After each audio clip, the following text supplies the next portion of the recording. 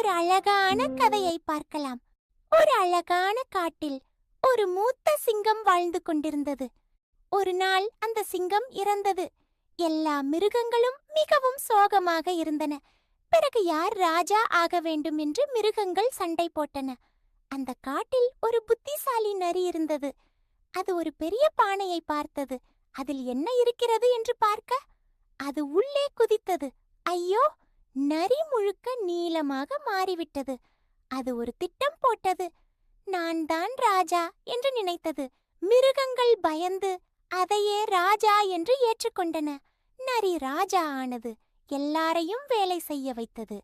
ஒரு நாள் மழை பெய்ய ஆரம்பித்தது.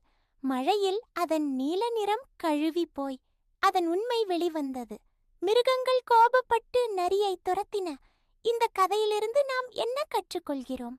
பொய் சொல்லி வெற்றி பெற முடியாது. உண்மை எப்போதும் வெல்லும். நன்றி கிட்டீஸ். மீண்டும் ஒரு புதிய கதையில் சந்திப்போம்.